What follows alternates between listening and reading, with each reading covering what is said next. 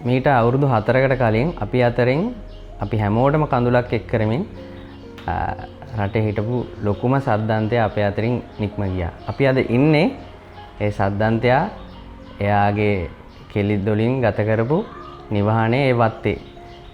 අපි අද ආවේ ඒ ඇතා ගැන හොඳටම දන්න පුද්ගලයාත් එක්ක කතා බහකට. ඉතින් අපිත් එක්ක ඉන්නවා නදුංගමේ විජේරාජ හස්තිරාජයාගේ හිමිකරු හර්ෂ ධර්ම විජය මහත්තයා. ඔබතුමාට ආයුබෝවන්. අපි පටන් ගමු. මයිසූර් ප්‍රාන්තයේ ඉන්දියාවේ හිටපු ඇත්පැටියෙක් ශ්‍රී ලංකාවේ හර්ෂ ධර්ම විජය මහත්තයාගේ නදුංගමේ රාජා වෙච්ච විස්තරය අපිට කිව්වොත් කොහොමද එහෙම මෙහෙම උනේ කියන තැනට ආවොත් අපි කොහොමද කතා කරන්නේ? බුද්ධික කියපු විදිහට අද අපේ හස්තිරාජයා නැති වෙලා අවුරුදු 4ක් ගත වෙනවා. ඒ දවසේ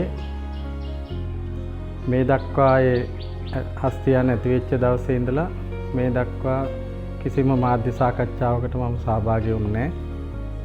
අද තමයි මේ මුල් වතාවට ඒ මාධ්‍ය සාකච්ඡාවට සහභාගී වෙන්නේ. මොකද මම හිතුවේ ඇතා ගැන ජීවත් වෙලා ඉන්න කාලේ, පෙරහැර කරන කාලේ ඒ ඔහුගේ ජීවන කතාව බහුතරයක් ලෝකේ ඉන්න අපි නොදන්න කාරණාත් බහුතරයක් ඒක දන්නවා. නමුත් මේ පිළිබඳව නොදන්නා කාරණා ඇතා නැති වෙච්ච දා ඉඳලා මේ දක්වා ඒ කියන කටයුතු කරන ආකාරය මොකද්ද, එතන සිදුවෙච්ච දේවල් පිළිබඳව මහජනතාව නොදන්නා කාරණා කීපයක් කතා කරන්නයි අද අපි අපි හමුව මං හිතන්නේ තීරණය වුණේ. ඒ අතරේ ප්‍රවේශයක් වශයෙන් අපි කල්පනා කරන්න ඕනේ සතෙක් කොහොමද ඒ සතා බිහි වුණේ, මේ අපි අතරට ආවේ කියන එක. ඒක ප්‍රධානයි. ඒ නිසා තමයි බුද්ධික එහෙම අහන්න ඇත්තේ. ඒ නිසා මම ඉතිහාසයෙන් කරුණු කීපයක් අරගෙන කතා කරන්නම්. මේ නැදුංගමේ රාජා කියන ඇතා ඉපදුනේ ඉන්දියාවේ මයිසූර් ප්‍රාන්තයේ. ඒ අතරේ ඒ සතා මයිසූර් ප්‍රාන්තයේ මහරජා කෙනෙක්ගේ ඇත්ගාලේ හිටපු ඇත්පැටියෙක්. එතකොට මේ ඉතිහාසය ගැන අපි කතා කරනකොට ඒ ඇත්ගාලේ හිටපු ඇත්පැටව් දෙන්නෙක් තමයි නවම් රාජා සහ මේ නැදුංගමේ රාජා වශයෙන් අවසාන වශයෙන් ඒගොල්ලෝ තමන්ගේ නම හදාගත්තේ. ඒකට හේතුපාදක වුණේ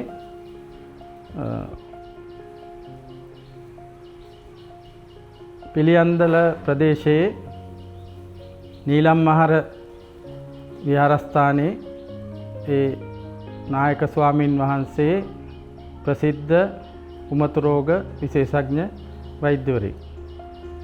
උන්වහන්සේ ගාවට ඒ මහරජා තුමාගේ ඥාතියෙක් ප්‍රතිකාර සඳහා පැමිණලා තියෙනවා. උන්වහන්සේ ඒ රෝගියාව සනීප කළා. ඉන්පසුව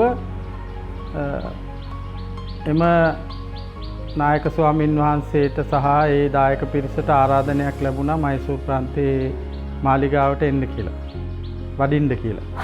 ඒ නිසා උන්වහන්සේ වැඩියාම උන්වහන්සේගෙන් අහලා තියෙනවා මොනවද මේ ඔබ වහන්සේට තුටුපන්දු වශයෙන් අවශ්‍ය කියලා.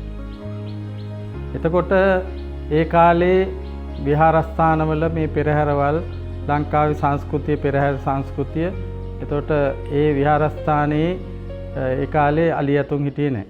ඒ නිසා උන්වහන්සේ කල්පනා කළා ඇත්ගාලෙන් ඇත්පැටව් දෙන්නෙක් ලබා ගත්තොත් හොඳයි කියලා. ඒ නිසා උන්වහන්සේ ඒක සඳහන් කළාට පස්සේ මහරජා නැවෙන් ඇත්පැටව් දෙන්නෙක් 1950 ගණන් වල ලංකාවට එව්වා. ඒ ඇවිල්ලා ඒ ඇත්පැටව් දෙන්න සුවසේ හැදුනා වැඩුණා ඒ ප්‍රදේශයේ. ඉන්පසුව කාලයාගේ ඇවෑමෙන් ඒ ඇත්පැටව් දෙන්න හදාගන්න ලොකු මහත් වෙනකොට ඒ පාලනය කිරීමේ හැකියාව උන්වහන්සේලාගෙන් ඒක අපහසු වුණා. ඒ කියන්නේ මේ මම කියන්නේ මේ අලි හදන්න හැම කෙනාටම බෑ කියන එක. ඒකටත් වාසනාවක් තියෙන්න ඕනේ. නැතුව මේ Tamanට අවශ්‍යතාවය තිබුණ පළියට අලි හරියන්නේ නැහැ. ඒ නිසා උන්වහන්සේගේ එතන තිබුණ පාලන හැකියාව නැතුව ගියාට පස්සේ උන්වහන්සේ කල්පනා කළා මේ ඇත්පැටව දෙන්න මේ වෙන අය සතු කරන්න. ඉන්පසුව උන්වහන්සේ ඇත්පැටව දෙන්න විකුණනවා කියලා මේ ආරංචි කරපුවාම එක ඇත්පැටියෙක් හුණුපිටිය ගංගාරාමේ හිටපු ඇත නවම් රාජා පැටිය මේ ගෙනිච්චා මේ ඇඹිලිපිටියේ ව්‍යාපාරික මහත්මිය. ඊළඟට අනික් අපිට හම්බෙච්ච ඇත්පැටිය ඇතා ගෙනාවා හොරණ උඩුවේ හර්බර්ට් වික්‍රමසිංහ කියලා පරණ ඇමතිවරයෙක් හිටියා. එතුමායි සහ උපාලි වික්‍රමසිංහ කියලා එතුමාගේ සහෝදරයා ඒ දෙන්න එකතු වෙලා ඒ ඇත්පැටි අරගෙන එතන ලොකු මහත් වුණා. ඉන්පසුව කාලයක් යනකොට ඒ තැන්වලුත් ඇඹිලිපිටියේ හස්ති රාජයා ඇඹිලිපිටියේ හිටපු මේ නවම් රාජා ඇතා මේ හුණුපිටියේ ගංගාරාමේ ගලබඩ ඥානිස්සර නායක හමුදුරු ඒ ගෙනල්ලා ඒ උන්වහන්සේ යටතේ උන්වහන්සේ ඒ හදා වඩා ගත්තා. අපි ගාවට අපිට ලැබුණ ඇතා ඒ මගේ පියා මගේ මව නමින් මේ ඒ ඇතාව මිලදී අරගෙන අපි ගාව නැති වෙනකොට අවුරුදු 45ක් මේ භූමියේ ජීවත් වුණා. අපිත් එක්ක බොහොම ආදරෙන් කරුණාවෙන් ජීවත් වුණා. ඒක තමයි ඒ අලි ඇතුන් අපිට හම්බෙච්ච ඔය නැදුම්ගොමු ඇතා අපිට හම්බෙච්ච ක්‍රමවේදය. එතකොට මම අහලා තියෙනවා වේද මහත්තයා මේ වත්තේ මේ නිවසේ අවුරුදු 100ක ඉතිහාසයක් තියෙනවා කියලා අලි ඇතු සම්බන්ධයෙන්. ඒ ගැන පොඩ්ඩක් මතක් කරොත් අපිට. ඔව් අපේ මේ සීයා කෙනෙක්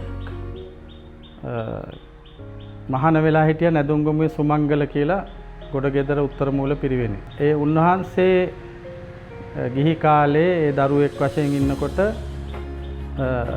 උන්වහන්සේ කටින පින්කමකදී ඒ මහාන වෙන්න ඒ කියන්නේ මේ පැවිදි වෙන්න පැවිදි කරන්න වැඩමවාගෙන යන්න අපේ මුත්තට ඕන වුණා අලියෙක් පිටින් වැඩමවන්න. ඒ නිසා ඒ අවස්ථාව උදා කරගන්න තමයි අපේ මුත්තා විසින් මේ ඒ පළවෙනි අලියා මිලදී ගත්තේ. එතෙන් සිට මගේ සීයා ඉතාමත් අලින්ට ආදරේ ආසයි. ඒ නිසා එතුමා ඊට පස්සේ අලි මිලදී ගත්තා. ඉන් පසුව මගේ පියා තමයි මෙතන ප්‍රධාන වශයෙන්ම කියන්න ඕනේ අලි සම්බන්ධයෙන්. එතුමා අවුරුදු 3 ඉඳලා අලි පිටේ ගිය කෙනෙක්. එතුමා අලි හදන්න හොඳ වෛද්‍ය කර්මය කරන්න මේ වෛද්‍ය කර්මය කළාට අලි පිළිබඳව එතුමාගේ විශේෂ ආසාවක් සහ මේ හැකියාවක් තිබුණා. අවුරුදු 3 ඉඳලා අලි පිටේ ගිහිල්ලා තිනවා කියලා මට සඳහන් කරලා තිනවා. එතුමාගේ නම වෛද්‍ය ශිරෝමණි පණ්ඩිත පීඩීපී ධර්මවිජය වෙදරාළහමි. වෛද්‍ය වෘත්තිකයෙක් වශයෙන් කවුරුත් ප්‍රසිද්ධව දන්නවා. එතුමා ඒ පටන්ගත් ඒ අලි පරපුර තමයි මම කුඩා කාලේ මේ නිවසේ අලි 8 දෙනෙක් හිටියා ඇතෙකුත් සමග. ඉතින් ඒ විදිහටයි අපි උපන්දා ඉඳලා අපි අලිත් එක්ක කටයුතු කරපු අය. ඒකට අපිට වෙනස තේරෙන්නේ ඇතා නැතෝ ගියාම තමයි අපි මොනතරම් බරපතල වගකීමක්ද මේ දක්වා දැරුවේ කියලා. ඒ ඇතා නැතෝ ගියාට පස්සේ එතකල් අපිට ඒක තේරුනේ නැහැ. මොකද අපි අපේ ලේවල අපේ ශරීරය තුල ඒක මුල් බැහැගෙන තිබුණා ඒ අලි පාලනය පිළිබඳව. අලි ගත්තාම අලි පාලනය පිළිබඳවත් දක්ෂතා තියෙන්න ඕනේ. අලියා පාලනය කිරීම පමණක් නෙවෙයි බලා ගන්න අලිබාසුන් නැවත් හරියට කළමනාකරණය කරන්න ඕනේ. දැන් එහෙම තමයි අලි පරපුරක් පවතින්නේ. එහෙම බැරි අයට අලි හදන්න බෑ.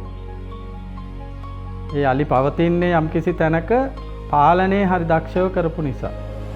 දැන් අපේ හස්තිරාජයා වුණත් ඒ සංස්කෘතික කටයුතු වලට පෙරහැරවල් වලට එතකොට ජීවත් වෙනකොට මද කිපෙන කාලෙට එතකොට අලි බාසුන් නැහැලාව අලි ඇතාව හරියට පාලනය කරන්න ක්‍රමවේදය දැනගත් අපිට ඒක ඉගෙනගෙන තිබුණ නිසා තමයි ඔය දක්වා මේ ආපු ගමන අලින්ගේ ඒ පැවැත්ම තීරණය වුණේ.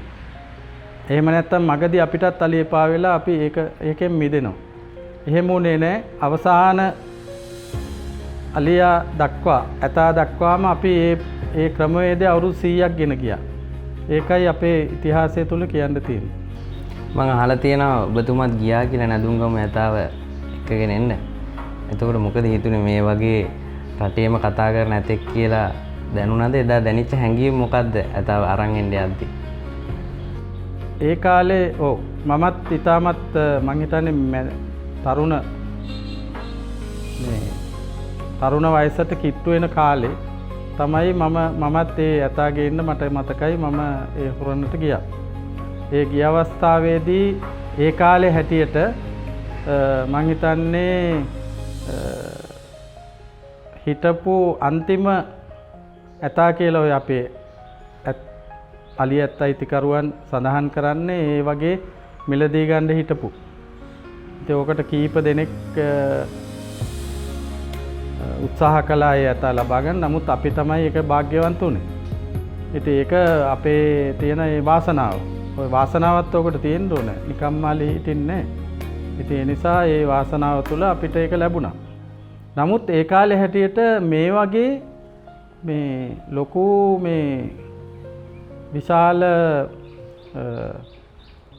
ප්‍රසිද්ධියක් සහ ඇල්මක් බැල්මක් මේ මහ ජනතාව අතර අලි පිළිබඳව තිබුණෙත් නෑ. මොකද ඒ තරමට අලි ඒ කාලේ ඒ වගේ කාලෙක අලි 250ක් 300ක් හීලෑ අලි ලංකාවේ හිටියා. ඒ නිසා මේ ඒ තරම්ම ඒක ලොකු දෙයක් උනේ නෑ.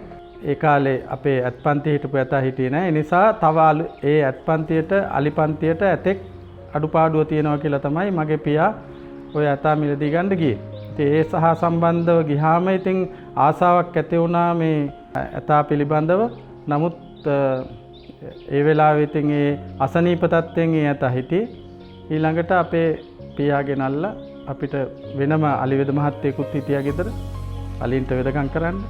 තාත්තගේ මිත්‍රයෙක්. ඉතින් ඒ වෙද මහත්තයයි අලි බාසුන් නැහැලා ගිහිල්ලා අපි අලියා අරන් ආවා. ඇතා අරන් ආවා. ඔය මේ නැදුංගම ඇතා.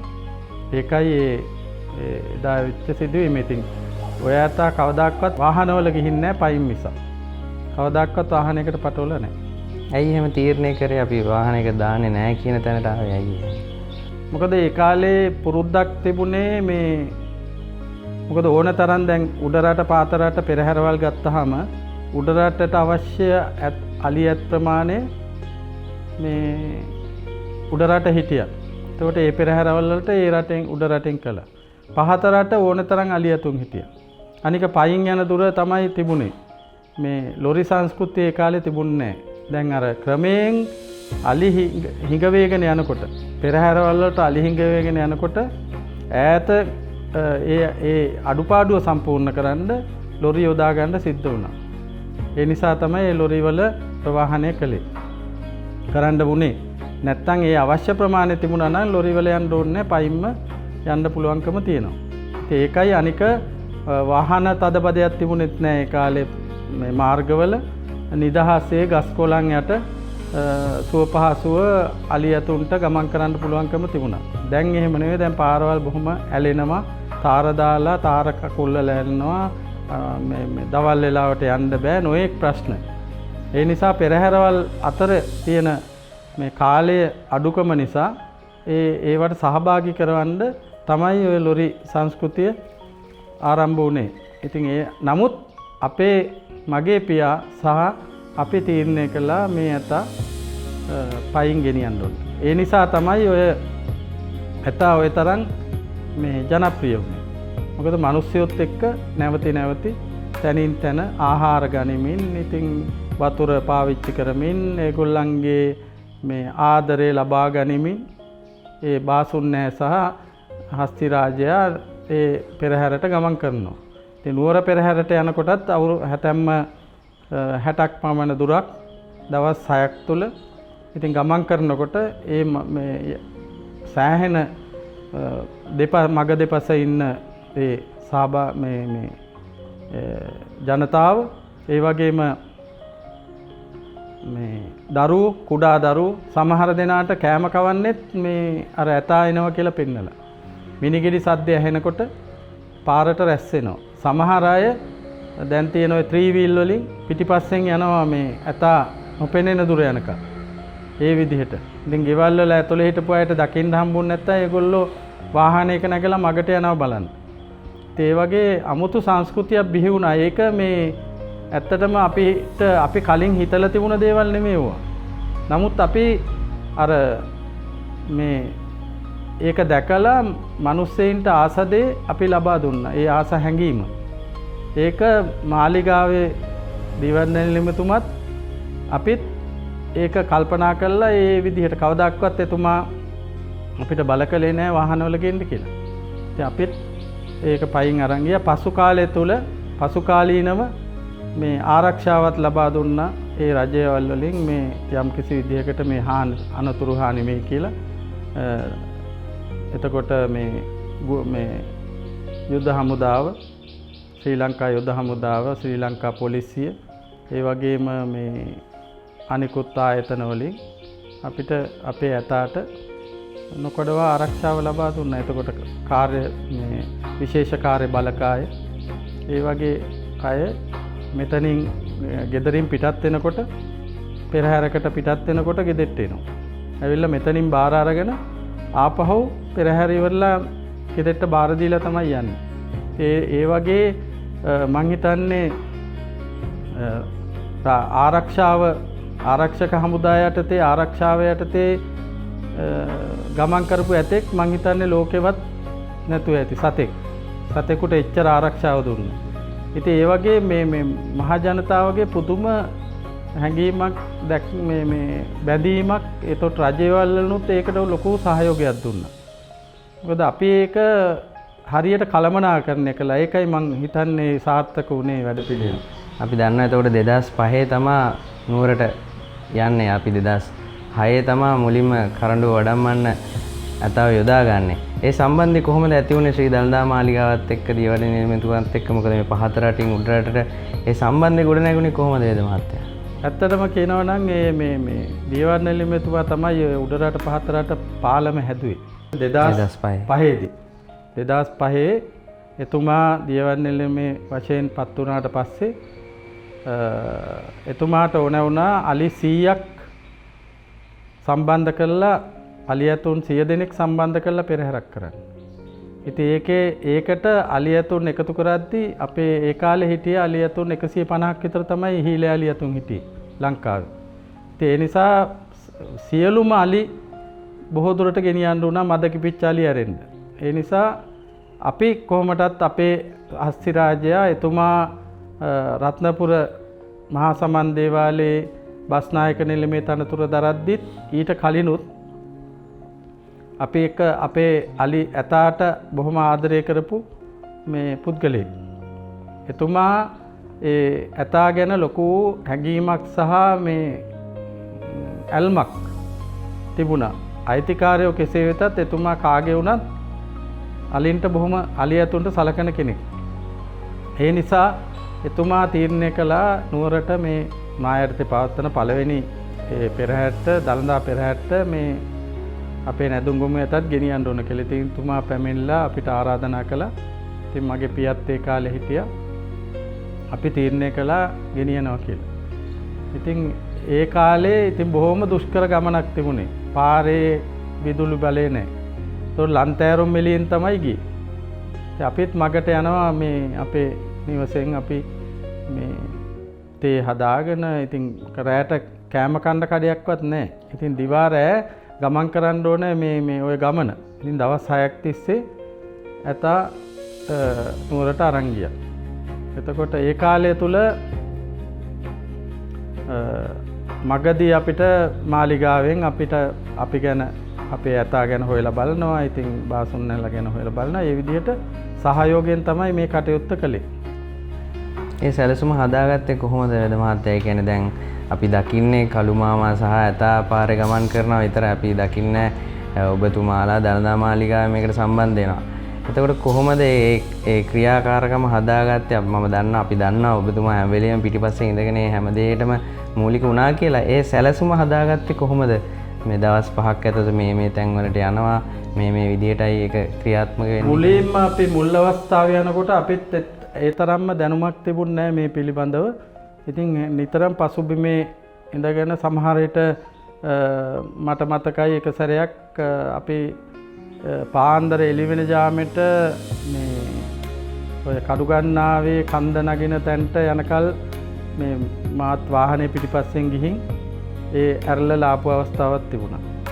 මේ සමහර විට වරකපොළ හරියේ මට මතකයි මට අතීතේ මතක් වෙනවා. අපි ඔය මේ පාලං උඩ එහෙම ඉඳගෙන ඉන්නවා මේ ඇතා එනකල් ගිහිල්ලා වාහනේ නවත්තගෙන අපේ පවුලේ අයත් එක්ක ගිහින් ගෙදර අයත් එක්ක ඉතින් ඔය මේ බනිස් එතකොට ඔය තේ බෝතල් එහෙම හදාගෙන ඒ විදිහට අරගෙන ගිහින් ඉන්නවා. මොකද කඩවල් රැට නයිට් කඩයක් මොකවත් නැහැ.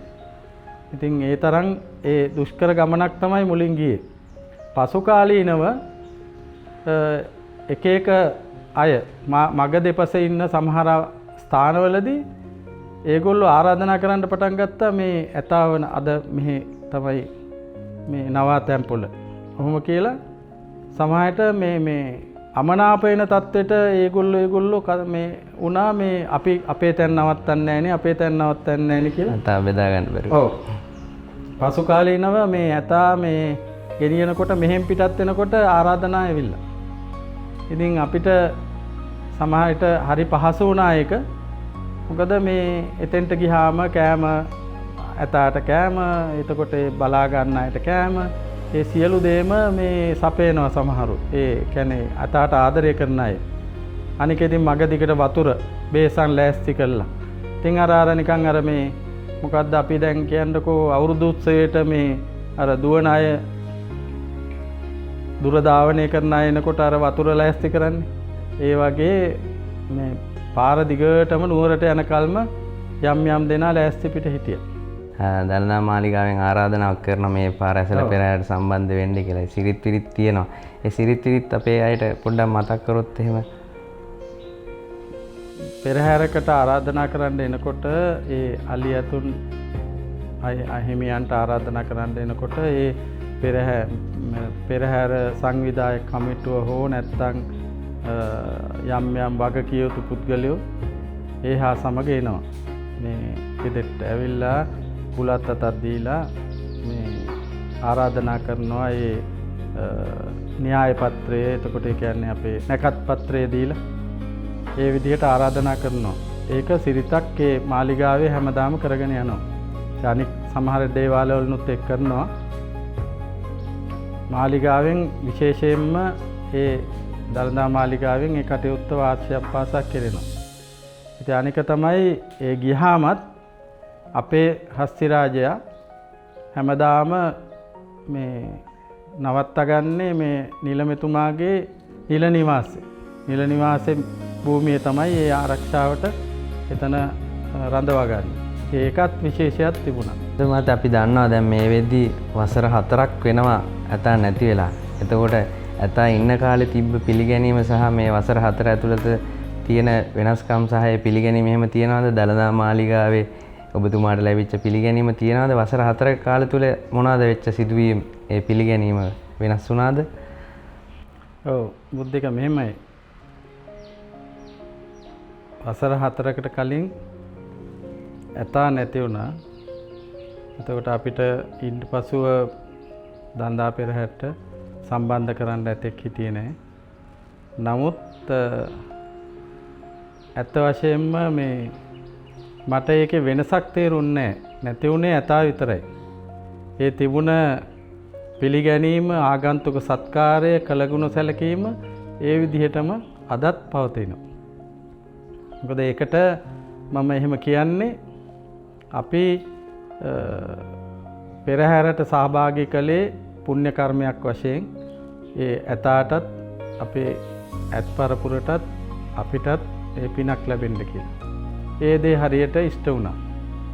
ඉන්පසුව වයසත් එක්ක අද ඇතා ජීවත්ව හිටියා නම් අවුරුදු 74ක්.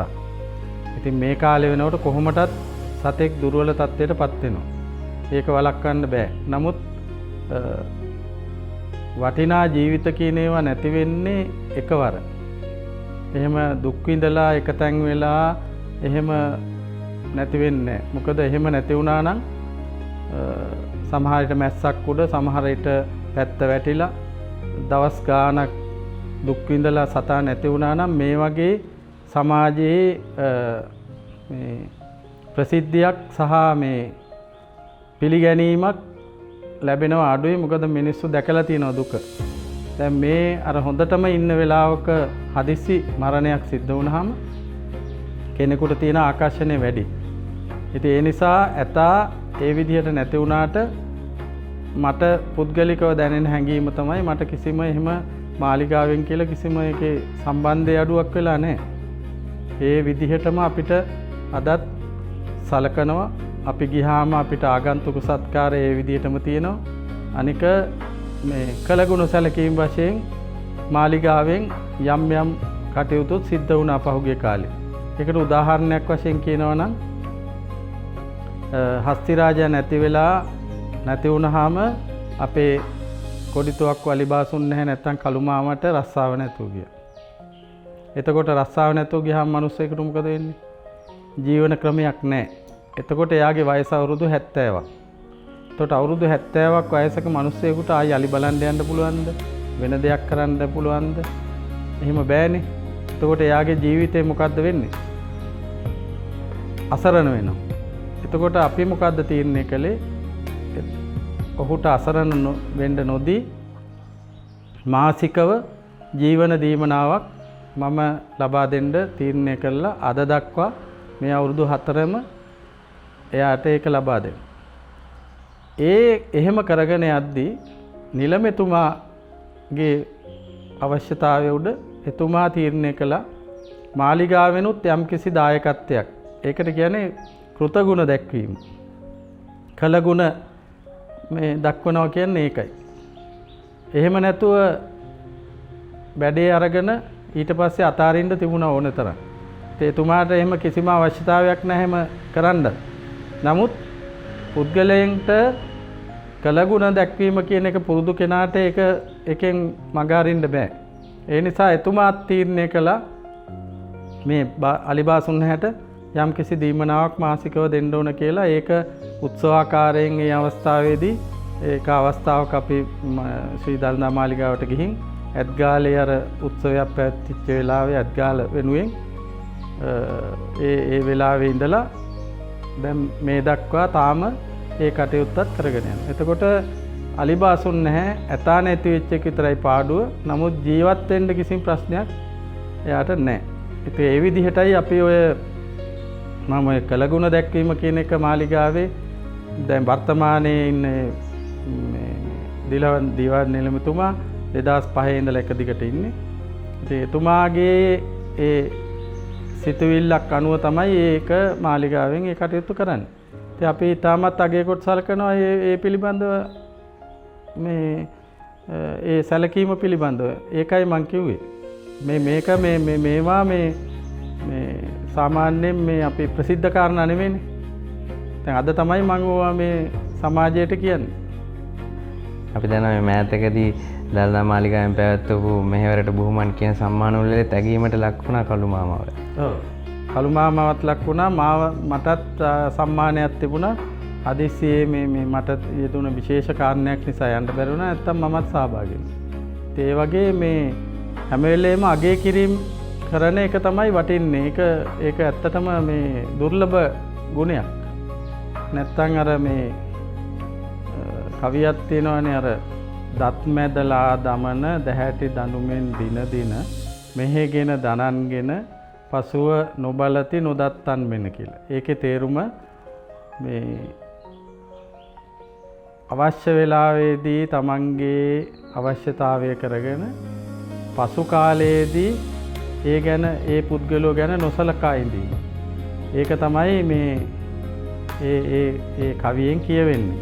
කෙටි තේරුම. මම ඒක අදහස් කළේ මේකයි. කළගුණ සැලකීම කියන එක මේ හිතේ තියෙන දෙයක් මිසක් ඒක මේ ලෝකයට පේන්න කරන වැඩක් නෙමෙයි. ඒක තියෙන්න ඕනේ තමන්ගේ හිතේ.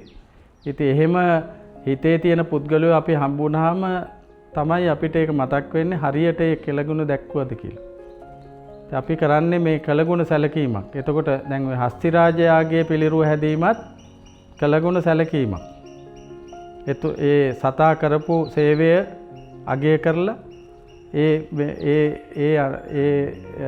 ඒ අගය කිරීම වශයෙන් පිළිරුවක් හදලා මහා ජනතාවට බලන්න සූදානම් කිරීම. ඒක වෙදමාත්‍ය අපි ඒ ගැන කතා කරමු. දැන් අපි අර කළු මාමා මතක් කරපු හින්දා දැන් නදුංගමුවේ ඇතා කිව්වොත් ඒ අහල පහලම කළු මාමා ඉන්නවා. එතකොට ඔබතුමා දන්න හොඳටම ඒ කියන්නේ ඔබතුමාට ඕනනම් තිබ්බ මොකක් හරි හේතු මත හෝ අලිබාසුන්නේ ඕනනම් මාරු කරන්න ඕන තරම් අවශ්‍යතාවය තිබ්බා. ඔබතුමා දැක්කේ කොහොමද ඒ දෙන්නගේ සම්බන්ධය? ඇතාගේ කළු මාමාගේ සම්බන්ධය? ඔව් කළු මාමා ගැන කියනවා නම් කළු මාමා අපි ගාවට ආවේ 1974. එතකොට ඇතා නැති වෙන්න අවුරුදු 15ක් විතර කලින් තමයි කළු මාමා ඇතාගේ කටයුතු බාරගත්තේ. එතකල් සීතා ඇතින්න කියලා ඇතින්නක් බැලුවේ. එතකොට කළු මාමා කියන පුද්ගලයා අපි ගැන ඇතා ගැන කෙසේ වෙතත් අපි ගැන දැන් ඇතා අපේ නැදුංගමුවේ ඇතා මෙහි නැදුංගමුවට ගෙනාවේ 1978. කළු මාමා අපිට සම්බන්ධ වුණේ 1974. එතකොට එතන ඉඳලා ඒ ඇතා ගේනකොටත් කළු මාමා හිටියා. නමුත් කළු මාමාගේ ඩියුටිය තිබුණේ වෙන මේ රාජකාරිය තිබුණේ වෙන ඇතින්නක් බැලුවේ. ඊට පස්සේ ක්‍රමක්‍රමයෙන් තව අලිබාසුන් නැහැලා මුලින්ම සීමොන් අයියා කියලා. අපි එහෙමයි කතා කරන්නේ. ඉතින් සීමොන් සිඤ්ඤෝ නම සීමොන් අයියා කියන්නේ. ඊට පස්සේ එයාගෙන් පස්සේ සෝමසිරි කියලා අලිබාසුන් නැහැ කෙනෙක්. ඊළඟට සයිමන් අයියා කියලා. සයිමන් සිඤ්ඤෝ කියලා ඒ අලිබාසුන් නැහැ සයිමන් අයියා. ඊට පස්සේ තමයි ඔය මේ කොඩිතුවක් අලිබාසුන් නැහැට දුන්නේ. ඔය අවුරුදු 45ක් කාලය තුල මේ ඇතා බලාගත්ත අය. ඉතින් ඒ යුගය තුල ඒ ඇතාව හොඳට පරිස්සම් කරගෙන හැම කෙනාම බැලුවා. ඒ කොඩිතුවක් අලිබාසුන් නැහැට එතකොට ඇතා දෙනකොට අපි බාසුන් නැහැ ගැන ලොකු විශ්වාසයක් තිබුණානේ. එතකොට මේ ඇතා නිසා යා හොඳට හිටියා නෙමෙයි. ඇතා දෙන්න ඉස්සෙල්ලත් හොඳ අලිබාසුන් නැහැ කෙනෙක් වශයෙන් ආම්පුතාට හිතවත් හිටියා. දැන් අදත් එහෙමයි. අද වුණත් කවුරු හරි ඇවිල්ලා මොන හරි ඇහුවොත් උත්තරයක් දෙන්නේ මගෙන් අහලා. ඒ විදිහටයි අපි අපේ අලිබාසුන් නැහැලව තියාගෙන හිටියේ. කියන්නේ කිසි කෙනෙකුට එහෙම මේ නොමග අරින්න බෑ පුද්ගලයන්ව. මොකද කෙනෙකුගේ අවශ්‍යතාව ඉෂ්ට වෙනවා නම් කෙනෙක් ගැන බලනවා නම් එයාට ප්‍රශ්නයක් නොවේ දුකක් නොවේ ඉන්න තියෙනවා නම් එතකොට ඒක තමයි ඒ පුද්ගලයා Tamanට ආදරේ හිතවත්. ඒ නිසා කොඩිතුවක් අලිබාසුන් නැහැගේ අපේ බැඳීම මේකයි. එතකොට ඒ නිසා අපි බාර දුන්න වැඩේ ඇතාව බලා ගන්න කියලා බාර දුන්නා. කොඩිතුවක් අලිබාසුන් නැහැ හොඳටම කළා. ඉතින් අපිට කිසිම බයක් තිබුණේ ඒ ඇතාගේ බලා ගැනීම පිළිබඳව. ඒක හරියට කළා කැපවීමෙන්. ඉතින් උදාහරණයක් වශයෙන් කියනවා නම් කවුද මේ මාසයකට අවුරුද්දකට දවස් 5යිනේ ගමේ යන්නේ.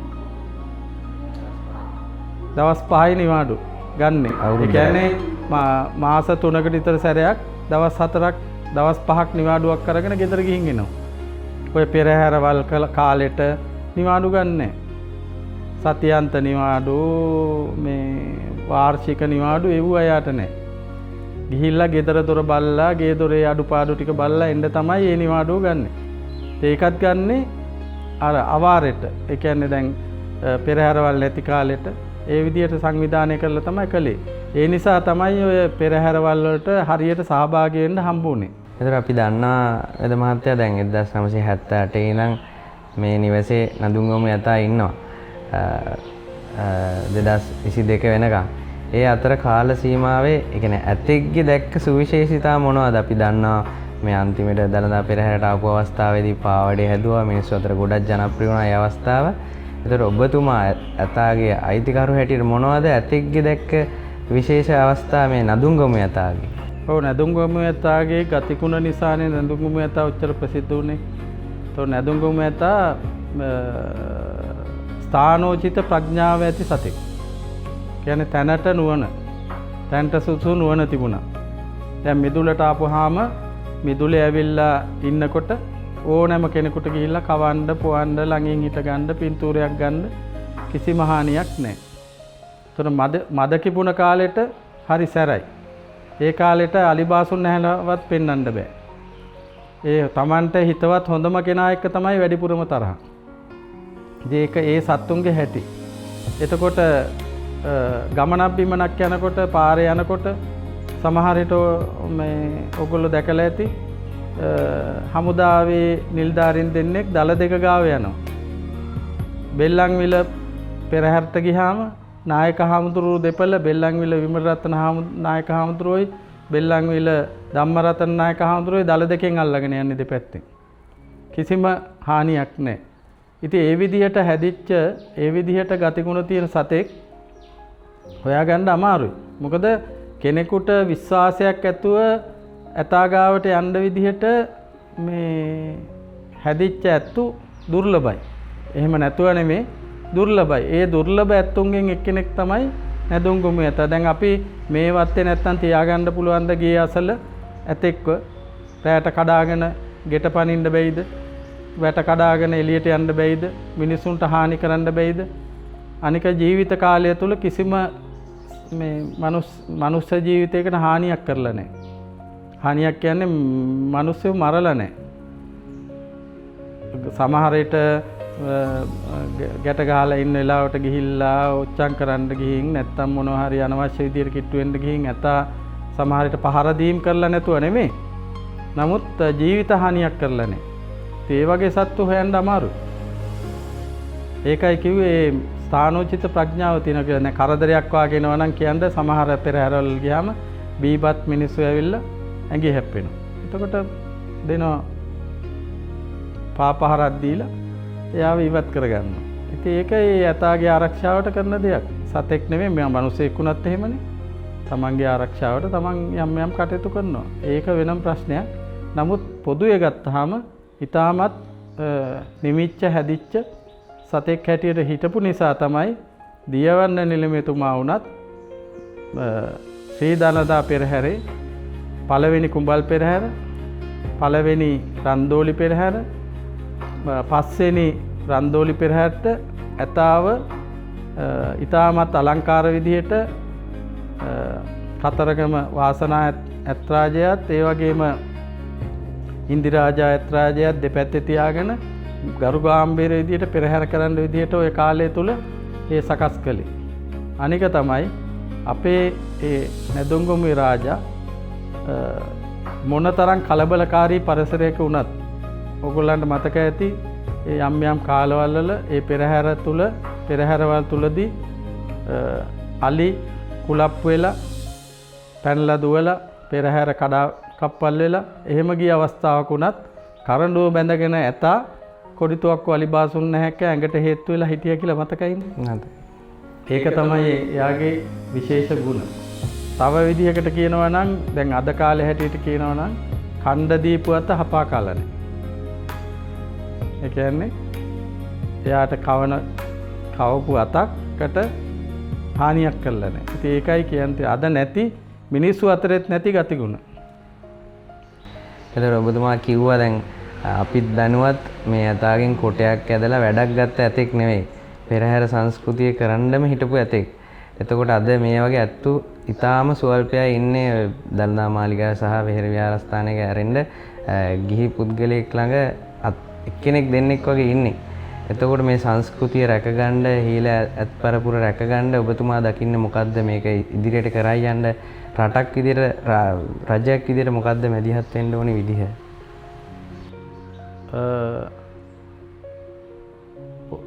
කියන්නේ පුද්ගලිකව බලපුවාම මේ කතාව කියන්නේ මේ මට අලි ලබා ගන්න නෙමෙයි. මගේ කිසි මේ බලාපොරොත්තුවක් නැහැ. නමුත් රටක් වශයෙන් ශ්‍රී ලංකාව සංස්කෘතික අංග වලින් පරිපූර්ණ රටක්. එතකොට ඒ වෑදී අනික ලොකු ඉතිහාසයක් තියෙනවා. රාජරාජ මහා මාත්‍යාදීන් මේ ජීවත් වෙච්ච රජ කරපු මේ පාලනය කරපු රටක්. අවුරුදු 5000කට වඩා ඉතිහාසයක් තියෙනවා.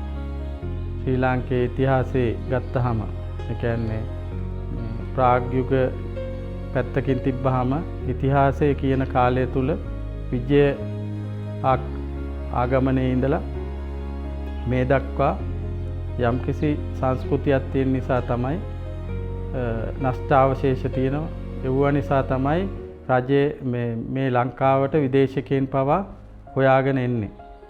ඉතින් මේ පෙරහැර සංස්කෘතිය කියන ඒකේ එක අංගයක්. එතකොට ආගමික පැත්තෙන් බලපුවාම ආගම් වලට හුඟක් සම්බන්ධ ඔය අලියතුන් සම්බන්ධයි. අපේ බෞද්ධ විතරක් නෙමේ කතෝලික, හින්දු ඒ පෙරහැරවල වලත් අලියතුන් ගමන් කරනවා. එතකොට ජාති කුල ආගම් ભેදයක් මේ පෙරහැර සංස්කෘතිය තුල නැහැ. දැන් සමහර තැන්වල කෝවිල් වල තියෙන පෙරහැරවල වලටත් අලියන. එතකොට කතෝලික පෙරහැරවල වලත් අලියතුන් ගමන් කරනවා. එහෙම අවස්ථාවල් අපේ ඇත්තෝ අපි සම්බන්ධ කරලා තියෙනවා. එතකොට බෞද්ධ පෙරහැරවල වල ඒක කතා කරන්න දෙයක් නැහැ. හැම වෙලේම සම්බන්ධ වෙනවා. ඉතින් මේ සංස්කෘතිය තුල තමයි අපේ ජාතික සහයෝගීතාව සහ අපේ අනන්‍යතාව පැහැදිලි කරන්නේ. දැන් අපේ ජාතික අනන්‍යතාවයක් තියෙනවනේ. ඒ අනන්‍යතාව පැහැදිලි වෙන්නේ සංස්කෘතික අංග ප්‍රධානයි. ඉතින් ඒවාට අලියතුන් සම්බන්ධය කියන එක බලන්න අපේ බිතුසිතුවම් වල, චිත්‍රවල, පෙරහැරවල් සටහන් කරලා තියෙනවා. ඒ වෑදී අලියතුන්ගේ සම්බන්ධයක් ඒවට නැද්ද? අලි නැද්ද? ඇත්තු නැද්ද? ඒ පෙරහැර සංස්කෘතිය අපි මේ මෑතකදී කරන වැඩක් නෙමෙයි. ආදි කාලේ ඉඳලා මාලිගාව ඉතිහාසය තුල ඒ වගේම ඊටත් කලින් ඉතිහාස තුල එක එක යුගවල ලංකාවේ එක එක යුග තිබුණානේ. අනුරාධපුර යුගය, පොළොන්නරු යුගය, දඹදෙණි යුගය, ඔය ආදී වශයෙන් යුගවල මහනුවර යුගය ඒ කාලේ පෙරහැරවල් කෙල්ල තියෙනවා. ඉතින් ඒවා අපි පවත්වාගෙන යන්න ඕනේ. ඒ පවතින රජය කුමක් වුවත් මේ රටේ පවතින සංස්කෘතික අංග ටික පවතින්න දෙපේ. ඒ නිසා මම හිතනවා මේ හීල අලියත් පරපුර රැකෙන්න ඕන එකක්. ඒක කරන්නේ කෙසේද කියන එක වගකියුත්තන්ට බාරයි.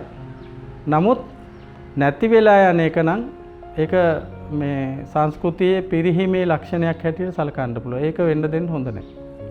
ඒක ගැන අවධානය යොමු කරන්න කියලා මම මේ වෙලාවේ ඇත්තටම මේ අලි හිමියෙක් හිටපු අලි හිමියෙක් වශයෙන් මම ඉතාමත් මේ කාරුණිකව ඉල්ලා සිටිනවා ඒ දේ වෙන්න දෙන්න එපා කියලා. එතකොට වෙද මහත්තයා අපි දැන් ඇතා නැති වෙලා අවුරුදු 4ක් ගත වෙන අද දවසේ මතක් කරමු. ඇතා නැති වෙච්ච මොහොතේ අපිට තිබ්බා, ඔබතුමාට තිබ්බා ඇතාව ආදානය කටයුතු කළා, අවසන් කටයුතු කරලා මෙතනින් ඒ ඇතාගේ කතාව අපිට මතකයේ අමතක වෙන්න තිබ්බා. කොහොමද හිතුනේ සහ මොකද්ද ඔබතුමාට කොහොමද ඒ ගැන කියන්න තියෙන්නේ? මෙයාව සංරක්ෂණය කරන්න මැදිහත් වෙච්ච විදිය කොහොමද? ඒ තැනට මේ ඇතාව පත් කරන්න ඔබතුමා දායක වුණේ කොහොමද? කවුද මේ හා සම්බන්ධව දායකත්වයේ දැක්ුවේ? ඒ ගැන චුට්ටක් මතක් කරොත්. මේ වෙලාවේ සඳහන් කරන්න ඕන මේක. මොකද ඇතා අපේ නැදුම්ගොමේ හස්තිරාජයා 2020 දී හිටපු ඒ රජය මගින් ජාතික වස්තුවක් හැටියට ගැසට් කළා. ඒ කරලා ඊට පස්සේ මුද්දරයක් නිකුත් කළා. එදා මම තීරණය කළා මේ සත්‍යය මට අයිති, අපිට හෝ අපේ පවුලට අයිති සතෙක් නෙමෙයි. මේක ලෝකෙට අයිති සතෙක් නැත්තම් රටට අයිති සතෙක් කියන එක තීරණය කරලා තිබුණේ එදා. එතකොට ඒ දිනේ 2020 වෙනකොට ඒ හිතපු දේ 2022 දී ඒ සතා නැතුව ගියා. ඊට පස්සේ මම කොහොමද හිතන්න ඕනේ? දැන් මට අයිති දෙයක් නම් මම කරන්නේ මොකද්ද? මිහිදම් කරනවා. කරලා ඒක එතනින් ඒ කතාව අවසන් කරනවා. ඒ සතාව මිහිදම් කරන්න ඕනේ. ඉතින් මරණයක් වුණාම මිහිදම් කරන එකනේ කරන්නේ. නමුත් ඊට එහා කල්පනා කරපුවාම ඒ අවස්ථාවේ ඇත්තටම අපි ඒ හදිසි මරණයක් ඇති වෙයි කියලා කවදාවත් බලාපොරොත්තු වෙලා තිබුණේ නැහැ. නමුත් ජීවිතයේ ස්වභාවය ඒකනේ. කොයි වෙලේ හරි නැති වෙන්න පුළුවන්. අපි කල්පනාකාරී වෙන්න ඕන. එහෙම දෙයක් වුණාම ඒම පුද්ගලයෙක් රටේ මේ කියන්නේ කවුරු හරි වටිනා පුද්ගලයෙක් නැති වුණාම එයාගේ කටයුතු අනාගත කටයුතු කෙරෙන්නේ කොහොමද කියලා ශනිකව තීරණය කරන්න පුළුවන් වෙන්න ඕනේ. දැන් මේක මෘතදේහය දවස් ගණන් තියාගන්න බෑනේ. එක දවසෙන් පැය ගාණෙන් මේ කටයුතු අවසන් කරන්න ඕනේ. එතකොට උදේ පාන්දර නැති වුණා එදා හවස ඒ කටයුතු සිද්ධ කළා. ඒ වෙනකොට අවමගුල් උත්සවයක්, එතකොට පාන්සුකූලයක්, එතකොට මහා ජනතාවට ඇවිල්ලා බලනකොට ඒවට පහසුකම් ඔක්කොම සලස්සන්න ඕනේ. ඉතින් කෙටි කාලීනව මේක සිද්ධ කරන්න ඕනේ. ඒ නිසා මට තනියම මේක කරන්න පුළුවන් වැඩක් නෙමෙයි. ඉතින් මම දැනුම් දුන්නා මේ දියවර්ණ නිලමතුමාට ඉස්සෙල්ලාම මෙහෙම ඇතා නැති වුණා කියලා. එතුමා තව අපේ අලිහිමියන් පිරිසක් සහ මෙතෙන්ට ආවා. ඇවිල්ලා ඒ කටයුතු ටික ගැන හොයලා බැලුවා. ඊට පස්සේ මිහිදම් කරන්න අපි පළවෙනි පියවර සූදානම් වුණා. ඊට පස්සේ එකපාරට අපේ පවුලේ මගේ සහෝදරියොත් මට තීරණය වුණා මේ සතාව සංරක්ෂණය කරන්න පුළුවන් නේද කියලා. ඉතින් මට ඕක මේ පුද්ගලිකව මට සංරක්ෂණය කරලා මෙතන තියාගෙන ප්‍රදර්ශනය කරන්න තිබුණා. එතකොට මම ඒක ව්‍යාපාරයක් වෙනවා මගේ. ඉතින් මං කැමති නෑ මේ අලිය සත්තුන්ගෙන් ව්‍යාපාර කරලා ජීවත් වෙන්න. ඒක මගේ හිතේ තිබුණේ නෑ. ඒ නිසා මම තීරණය කළා මේක සංරක්ෂණය කරන්න බාර දෙන්න ඕන මාලිගාවට. ශ්‍රී දළදා මාලිගාවට. මොකද ඒ මාලිගාවේ පෙරහැර නිසා තමයි මේ නැදුම්ගොමේ හස්තිරාජයා මෙච්චර ප්‍රසිද්ධියකටපත් උනේ. ඉස්සරත් පෙරහැරවල ගියා. දැන් ඔය අවුරුදු 15කට කලින් තව අවුරුදු 30ක් තිබුණානේ. ඔය 30ෙම ලංකාවේ පුරා පුළුවන් තරම් දුර පයින් යන තුර පෙරහැරවල් කළා. එහෙම ආරංචියක් තිබුණේ නැහැනේ. තවත් ඇත්තු හිටියා. මේ ඇතත් එක ඇතේ පමණයි. නමුත් මේ පෙරහැරට ගියාට පස්සේ ඉඳලා ඒ ලැබිච්ච ප්‍රසාදය සහ ඒ අනුව මම කල්පනා කළා මේ සතා හරියන්නේ සංරක්ෂණය කරන්න ශ්‍රී දළදා මාලිගාවට කියලා. ඒ නිසා අපි යෝජනා කළා. මමත් අපේ පවුලේ මගේ සහෝදරියනුත් යෝජනා කළා මේක නිලමෙතුමා අපි මේ සංරක්ෂණය කරන්න කටයුතු කරමුද කියලා. එතකොට ෂණිකව එතුමාගේ තියෙන දක්ෂතාවය ඒකයි. කිසි කෙනෙක්ගෙන් අහන්න බලන්න මාලිගාවේ රැස්වීම පවත්වන්න ගියේ නැහැ. එතුමා තනියම තීරණය ගත්තා ඒක සංරක්ෂණය කරන්න මම බාර ගන්නවා කියලා. එතෙන් සිට මිහිදන් කටයුතු කිරීමේ කටයුතු නවත්තලා සංරක්ෂණය කරන්න කොතෙන්ටද ගෙනියන්නේ ඒ සම්බන්ධයෙන් කටයුතු කරන්නේ කොහොමද? දැන් මේකේ මේවා කවුරුත් නොදන්නා පැතිකඩ. දැන් මේ දක්වා අපි කතා කරපු නැති දේවල්. එතකොට එක මහත්මයෙක් අලිහිමියෙක් එතුමා බාරගත්තා. එතුමාගේ නම කිව්වට කමක් නැහැ. උඩුපිල මහත්තයා, කුමාරපේලි මහත්තයා. එතුමාගේ ඥාති පත්තකට ගෙනihin ඒ කටයුතු වලට සූදානම් කළා. ඒ ඇතාගේ හැම ඉවත් කිරීම ආදී වශයෙන් මේ කටයුතු කරන්න නැතුව දැන් හැම ඉවත් කරන්න නැතුව අපි කිව්වට පව් කියලා කියන්න බෑනේ. දැන් නේද මෘත ශරීරයක හැම ඉවත් කරන්න නැතුව මේ නිර්මාණයක් කරන්න බෑනේ. ඒ නිසා ඒවා හැම ඉවත් කරන්න ඕනේ. ඒවා මේ නියම විදිහට ප්‍රතිකාර කරලා ඒවා පවත්වාගෙන යන්න ඕනේ, ආරක්ෂා කරන්න ඕනේ. ඇද්දාලා ආරක්ෂා කරන්න ඕනේ. ඔය විදිහට නොයෙක් වටිනා දේවල් මේකේ කටයුතු කෙරෙන්න තිබුණා. ඉතින් ඒ කටයුතු එහෙම කරන්න දියවැඩ නිලමතුමාගේ උපදෙස් පරිදි ඒ කටයුතු කරන්න සිද්ධ වෙනකොට මේකට අවශ්‍ය කරන තාක්ෂණික පැත්ත දැන් අපිට පුද්ගලිකව කරන්න පුළුවන් දෙයක් නෙමෙයිනේ හැම ඉවත් කරනවා කියන එක තාක්ෂණික විදිහට කරන්න ඕන. ඒකට ඒ කාලේ එතකොට අපිට යොදා ගන්න සිද්ධ වුණා මේ තාක්ෂණික දැනුම තියෙන ඒ ශිල්පීන්. ඒ සඳහා තියවන්නේල්මතුමා තීරණය කළා මේ කෞතුකාගාර දෙපාර්තමේන්තුවේ ඒ සේවය කරන ඒ අවශ්‍ය පිරිස් යොදා ගන්න ඕන කියලා සහ පශු වෛද්‍යවරු. ඒ සඳහා වැඩපිළිවෙලවලදී කෞතුකාගාර දෙපාර්තමේන්තුවේ අධ්‍යක්ෂ ජෙනරාල්තුමියගේ ප්‍රධානත්වයෙන් එතුමියගේ ආශිර්වාද මේ උපදෙස් පිට චමල්කා කියන මේ මහත්මියගේ ප්‍රධානත්වයෙන් මේ ඒ පිරිසක් එකතු වෙලා ඒ කටයුත්තට යොදාගත්ත කියලා මට දැනගන්න ලැබුණා. මොකද මම මෙතන මේ භූමියෙන් ඇතාගේ මෘතදේහ ගෙනිච්චට පස්සේ තාම මං ඒ කිසිම දෙයකට සම්බන්ධ වෙලා නැහැ. මම අහලවත් නැහැ මේ දැන් මේ 10 වෙනිදා පවත්වන උත්සවය පිළිබඳ කතා කරද්දී තමයි මම දැනගත්තේ ඊතුරු කාරණා ටික. එතකල් මම අහන්න ගියේ නැහැ මොකද මම දන්නවා ඒ අවශ්‍ය පුද්ගලයන්ට අවශ්‍ය දේ බාර දුන්නාම ඒක කෙරෙන වගේ. කවදා හරි දවසක් කෙරෙයි. ඒ නිසා මූලාරම්භයේ මේකට මූලිකත්වයේ තීරණය ගත්තේ දියවන්නේලියඹතුමා. එතුමා මේ තීරණය නොගත්තා නම් මිහිදන් වෙලා ඉතුරු වෙන්නේ දල දෙකක් පමණයි. වටිනා දෙයක්. නමුත් අද වෙනකොට සංරක්ෂණය වෙලා ඒ රජයේ වර්තමාන රජයේ අන්තිමට ඒ අවසානට ඒ නිර්මාණය කළේ ඊට කලින් රජවලුත් ඒවට යම් යම් දායකත්වයේ දරලා තිනවා. ඉතින් මේ ආදී වශයෙන් මේ වෙනකොට දැන් 10 වෙනිදා මේ කටයුත්ත සම්පූර්ණ කළා ඒ සතාගේ පිළිරුව එලි දක්වන්න සූදානම් කරලා තියෙන ඕකයි පසුබිමේ තිබුණ කතන්දරේ. එතකොට දැන් මේ වෙද්දි රටේ ජාතික වස්තුවක් විදියට සතුන් දෙන්නයි නම් කරලා තියෙන්නේ. ඒ සතුන් දෙදෙනත් ඇතුන් දෙදෙනෙක්. කෙනෙක් ශ්‍රී දළදා මාලිගාවේ රාජායතා ඊට පස්සේ ඔබතුමාට අයිතිව සිටිය නදුංගමේ රාජායතා. මේ එළඹෙන 10 වෙනිදාට ජනතා අයිතියට පත් වෙනවා ජාතික වස්තුවක් විදියට සංරක්ෂණය කරපු ඇතා. ඒ ඇතාගේ හිමිකරු විදිහට කියන්නේ ඔබට දැනෙන ඒ කියන්නේ ජාතික වස්තුවක හිමිකරු ඔබ. කියන්නේ ඒ දැනෙන හැඟීම අපිට කොහොමද විස්තර කරන්න පුළුවන් වෙන්නේ? ජාතික වස්තුවක හිමිකරු විදිහට මට දැනෙන හැඟීම තමයි මම